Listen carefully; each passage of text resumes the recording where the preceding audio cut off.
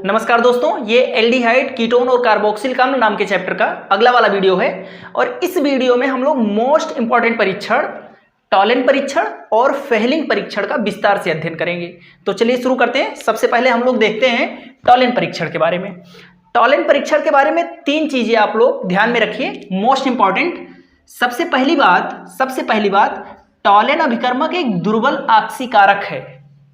Tollens अभिकर्मक एक दुर्बल आक्सीकारक है, ये एल्डिहाइड का आक्सीकरण कर देता है। दूसरा मोस्ट इंपॉर्टेंट पॉइंट है कि सभी एल्डिहाइड, जितने भी एल्डिहाइड हैं, वो सारे के सारे एल्डिहाइड टॉलेन परीक्षण देते हैं। और तीसरा जो याद रखने वाला मोस्ट इंपॉर्टेंट टिप्स है वो है कि कीटोन कभी भी टॉलेन परीक्षण नहीं देते। कीटोन, जितने भी कीटोन हैं वो टॉलेन परीक्षण नहीं देते। लेकिन इसका एक अपवाद भी है, अगर आपके सामने अल्फा हाइड्रोक्सी कीटोन है तो वो टॉलेन परीक्षण देता है। तो इस कीटोन को छोड़कर बाकी कोई भी कीटोन टॉलेन परीक्षण नहीं देता। अब ये शुरुआत के दो टॉपिक तो हम लोग पहले समझते हैं और इस तीसरे टॉपिक के बारे में अभी लास्ट में अध्ययन करेंगे। देखिए, टॉलेन परीक्षण का एक नाम और है रजत दर्पण परीक्षण, या फिर इसी को सिल्वर दर्पण परीक्षण कहते हैं। ऐसा क्यों कहते हैं? क्योंकि जब हम किसी भी एल्डिहाइड या कीटोन को लेकर परखनली में, टेस्ट ट्यूब में, जब हम किसी भी एल्डिहाइड को लेते हैं और उस एल्डिहाइड को लेकर उसमें जब हम टॉलेन अभिकर्मक डालते हैं तो होता क्या है, टॉलेन अभिकर्मक में एजी पाया जाता है, चांदी, अर्जेंटम पाया जाता है। वो चांदी अपचयित होकर इस परखनली के किनारे किनारे ऐसे आंतरिक पृष्ठ पर लग जाता है। और लगने की वजह से, आंतरिक पृष्ठ पर लगने की वजह से ये एक दर्पण की तरह दिखाई देता है। आप इसमें अपना चेहरा भी देख सकते हैं। इस वजह से इस परीक्षण को हम लोग रजत दर्पण परीक्षण या फिर सिल्वर दर्पण परीक्षण भी कहते हैं। अब ये क्या होता है तो देखते हैं। सबसे पहले हम लोग समझते हैं टॉलेन क्या है, टॉलेन अभिकर्मक क्या है। तो ये क्या होता है, अमोनीकृत सिल्वर नाइट्रेट होता है। अगर आपसे कोई पूछे एक लाइन में कि टॉलेन अभिकर्मक क्या होता है तो ये होता है अमोनीकृत सिल्वर नाइट्रेट। चलिए, मैंने यहाँ पर लिख दिया है, इसको रजत दर्पण परीक्षण भी कहते हैं। और टॉलेन अभिकर्मक क्या है, अमोनीकृत सिल्वर नाइट्रेट। अब चलिए इसको हम बना कर देखते हैं। तो बनाएंगे कैसे? सबसे पहले हम लोग लेंगे सिल्वर नाइट्रेट। सिल्वर नाइट्रेट का सूत्र होता है AgNO3।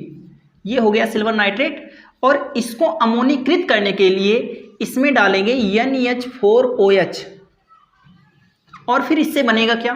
तो इससे क्या बनेगा, इस समीकरण को संतुलित करने के लिए मैं यहाँ पर 2 लिख दे रहा हूँ और यहाँ पर 2 लिख दे रहा हूँ।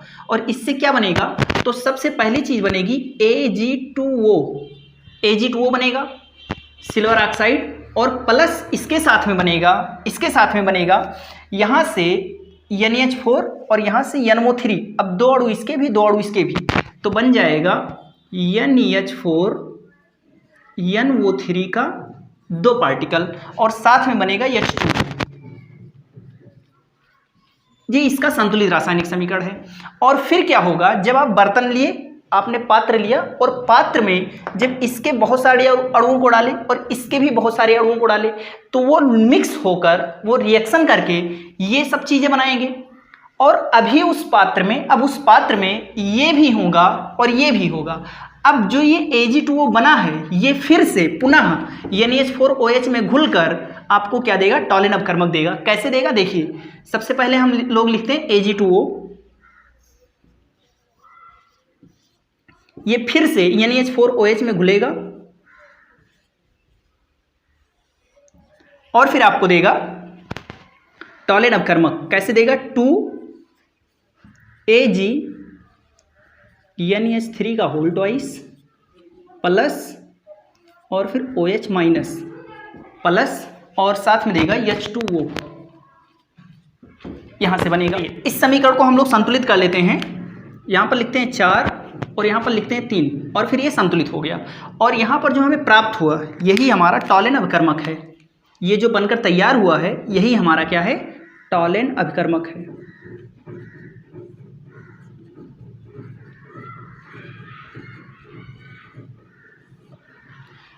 अब ये परीक्षण कैसे देता है इसको हम लोग देखते हैं। क्या होगा, आप कोई भी एल्डिहाइड ले लीजिए, कोई भी एल्डिहाइड ले लीजिए, RCHO। अब R की जगह पर कुछ भी आप लगा सकते हैं, यहाँ पर मैंने CHO लिख दिया, ये एल्डिहाइड है।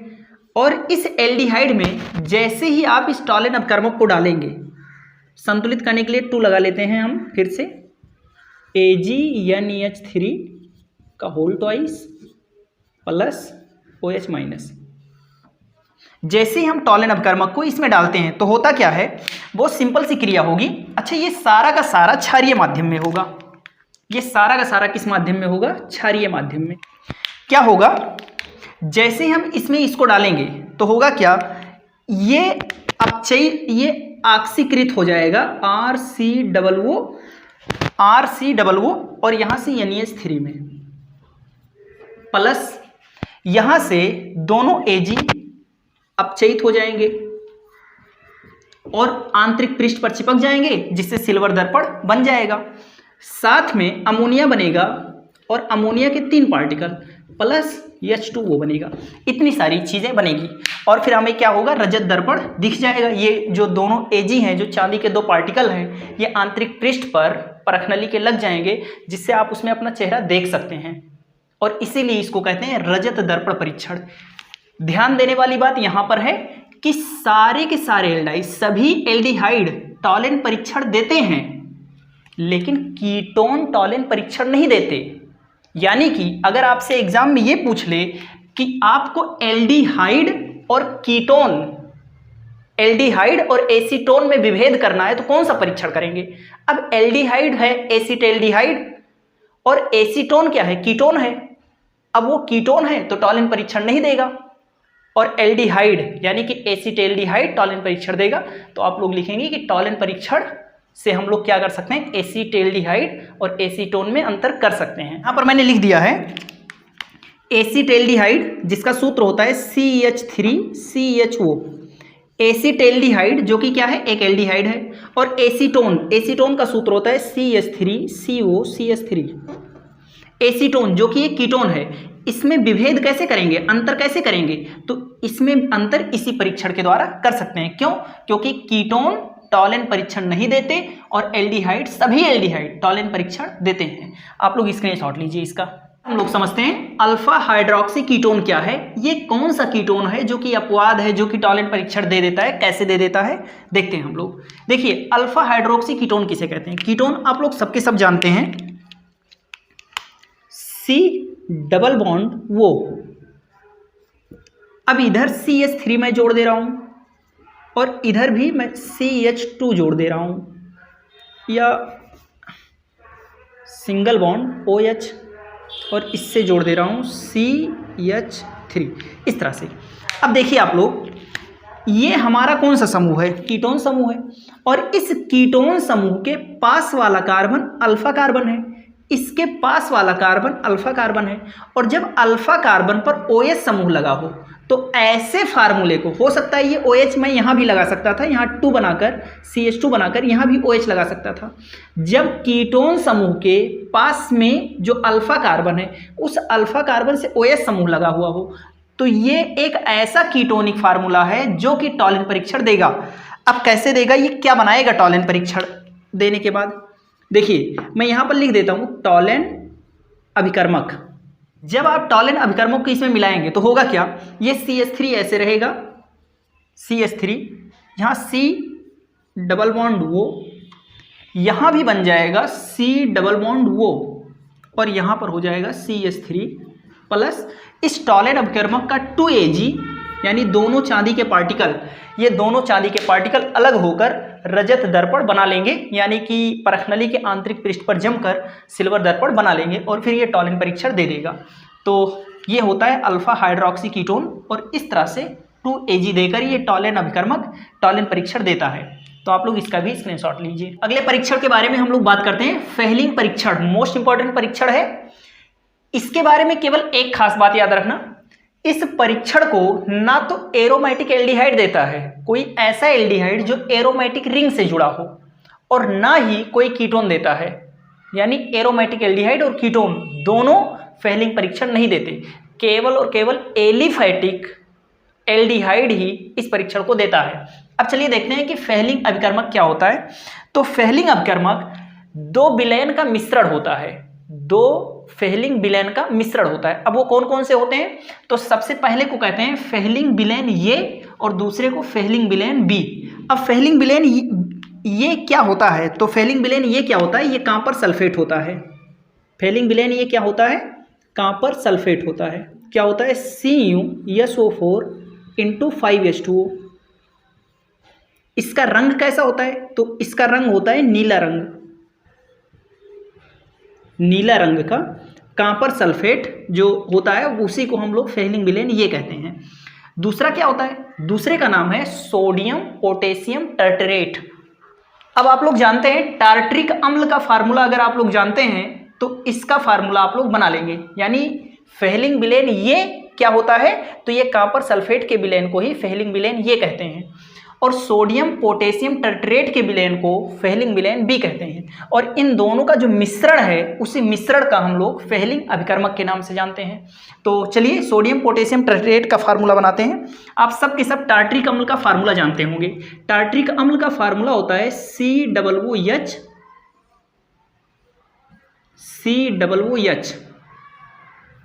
इधर होता है OH, इधर होता है OH, इधर H, इधर H। ये आपका टार्ट्रिक अम्ल का फार्मूला बन गया। अब इस टार्ट्रिक अम्ल के फार्मूले में ये ऊपर वाले H को हटाकर, इस ऊपर वाले H को हटाकर सोडियम जोड़ दीजिए, और इस नीचे वाले H को हटाकर पोटेशियम जोड़ दीजिए। तो ये फार्मूला बनकर तैयार हो गया सोडियम पोटेशियम टर्टरेट का, सोडियम पोटेशियम टर्टरेट का। और इन दोनों के मिश्रण को हम लोग फेहलिंग अभिकर्मक कहते हैं। अब ये कैसे देता है परीक्षण वो हम लोग देखते हैं एग्जाम्पल।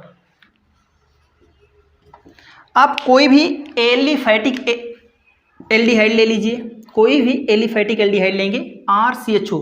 ये यहाँ पर कोई भी चीज लगाना, लेकिन खुली श्रृंखला वाला लगाना ताकि वो एलिफैटिक हो, एरोमेटिक वाला नहीं देगा ये परीक्षण। मैं अभी एग्जाम्पल से समझाऊंगा।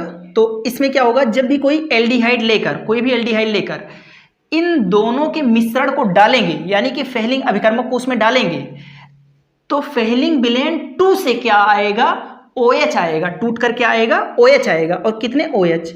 5 OH आएंगे प्लस, और कॉपर सल्फेट के विलयन से क्या आएगा? Cu+2। जो काम की चीज है, इस विलयन में से क्या टूट कर आएगा जो इससे रिएक्ट करेगा? तो Cu+2 टूट कर आएगा और रिएक्ट करेगा।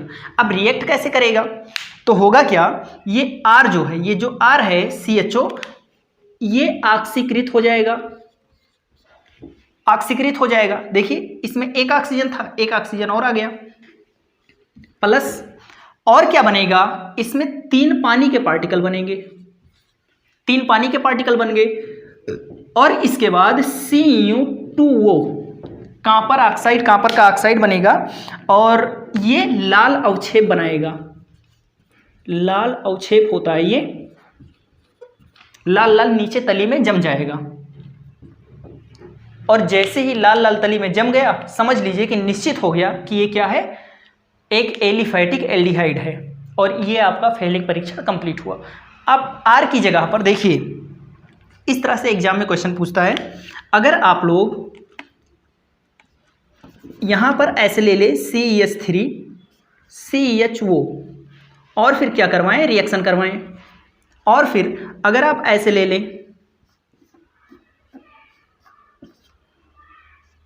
CHO और फिर रिएक्शन करवाएं, यहाँ पर क्या डाल दें? फेहलिंग टेस्ट के लिए डाल दें, फेहलिंग टेस्ट के लिए। तो यहाँ पर आपको परीक्षण दे देगा, यहाँ पर Cu2O बन जाएगा, यहाँ पर Cu2O बन जाएगा, परीक्षण होगा, लेकिन यहाँ पर नहीं बनेगा। यानी कि अगर आपसे कह दिया जाए कि एसिटेल्डिहाइड, ये आपके सामने क्या लिखा है? एसिटेल्डिहाइड है, जो कि एक एलिफैटिक यौगिक है, और यहाँ पर एक एरोमेटिक बेंजल्डिहाइड है। तो बेंजल्डिहाइड और एसिटेल्डिहाइड में विभेद करना हो तो किस परीक्षण से करेंगे? तो ये होगा फेहलिंग परीक्षण। मैं इस बात को भी लिख दे रहा हूँ, मैंने यहाँ पर लिख दिया है, एसिटेल्डिहाइड तथा बेंजल्डिहाइड में विभेद इस परीक्षण द्वारा कर सकते हैं। क्यों? क्योंकि एसिटेल्डिहाइड एलिफैटिक है और ये एरोमेटिक है, और एरोमेटिक एल्डिहाइड और कीटोन फेहलिंग परीक्षण नहीं देते। कीटोन के साथ में मामला ये है, देखिए एल्डिहाइड क्या होता है?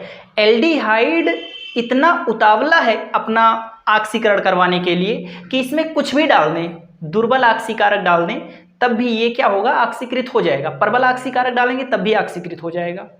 कीटोन के साथ में ऐसा नहीं है, कीटोन केवल और केवल प्रबल ऑक्सीकारक से ही ऑक्सीकृत होगा, और प्रबल ऑक्सीकारक हो साथ में उच्च ताप हो तभी वो ऑक्सीकृत होगा।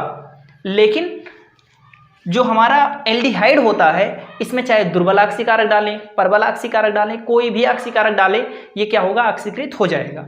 इसलिए जो एल्डिहाइड है ये फेहलिंग परीक्षण और टॉलेन परीक्षण दोनों देता है, जबकि कीटोन ना तो फेहलिंग परीक्षण देता है और ना ही टॉलेन परीक्षण देता है। वैसे टॉलेन जो अभिकर्मक होता है वो थोड़ा सा ज़्यादा मजबूत होता है फेहलिंग वाले की अपेक्षा ऑक्सीकृत करने में के लिए। तो आप लोग यहाँ तक का स्क्रीनशॉट लीजिए।